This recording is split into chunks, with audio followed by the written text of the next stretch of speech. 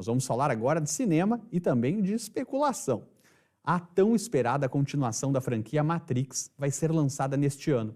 O trailer foi revelado no fim de agosto e, quando surgiu, trouxe à tona uma polêmica ideia apresentada anos atrás pelo bilionário Elon Musk.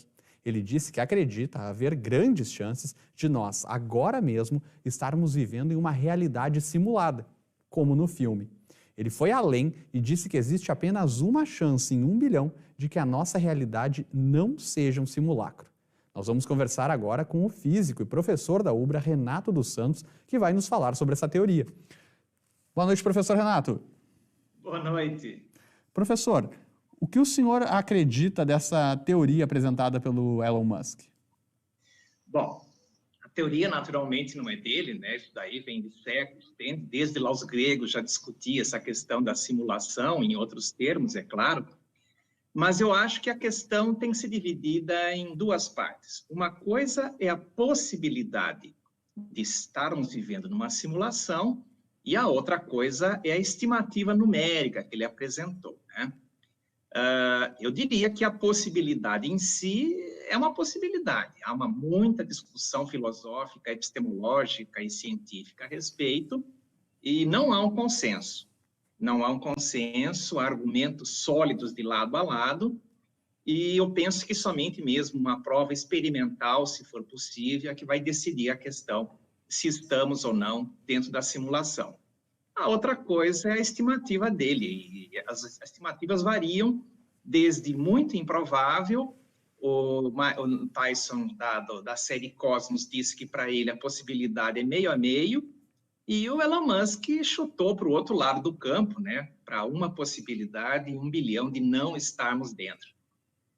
Pois é. Professor, vamos imaginar que a possibilidade, que o cálculo do Elon Musk é o mais correto. Quais seriam os sinais de que nós estamos vivendo em um simulacro?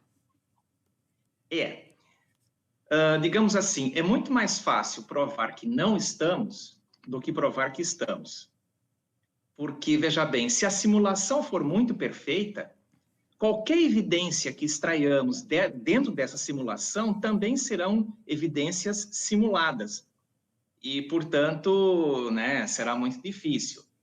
Uma hipótese seria a gente encontrar uma falha na Matrix. Alguma coisa que quebre a simulação ou que dê um erro na simulação que seja visível.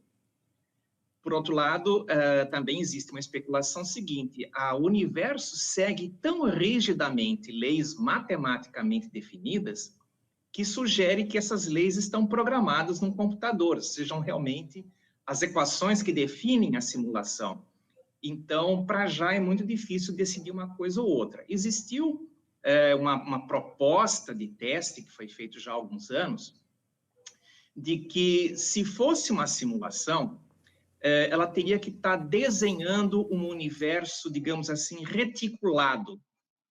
E essa reticulação poderia dar uma diferença na propagação de raios cósmicos, lá de alta energia emitida por estrelas distantes. Então, se houvesse esse desvio, seria uma sugestão que nós estamos numa simulação de um universo reticulado. Mas, de novo, se nós não encontramos essa evidência, não quer dizer que não estejamos, né? A ausência de evidência não é evidência de ausência, como eu digo sempre.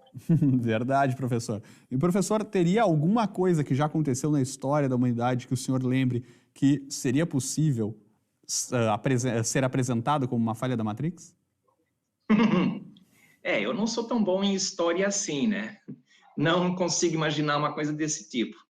Certo. Professor, e tem também quem defenda a possibilidade de que não seria possível a Matrix por existirem limitações científicas para isso. Quais seriam essas limitações científicas? Essa coisa da limitação científica eu acho um argumento muito fraco, porque você deve lembrar que foi provado que os aviões não seriam possíveis, foi provado cientificamente que os carros não poderiam andar a mais de 40 km por hora, foi provado tanta coisa, né? Foi provado que os computadores jamais conseguiriam ultrapassar a barreira de 1 megabyte, enfim. E todas essas provas científicas caíram por terra. Se é uma questão tecnológica, o obstáculo, eu acho que é um argumento fraco, porque a tecnologia sempre nos surpreende. E coisas que nós pensávamos há alguns anos impossível tecnologicamente, agora já são triviais. Então, o argumento, por exemplo, que uma simulação desse tamanho exigiria um computador quântico gigantesco, etc., etc., para mim é uma questão de tempo, nem que seja de 1 milênio, que seja, mas é uma questão de tempo que essa tecnologia seja alcançada. Perfeito. Professor Renato, muito obrigado pela sua participação aqui no Conexão RS, trazendo esses esclarecimentos, abrilhantando essa discussão aí, que é muito, muito interessante. Seja sempre bem-vindo aqui ao nosso programa. Uma boa noite para o senhor. Depois do filme a gente conversa de novo. Verdade.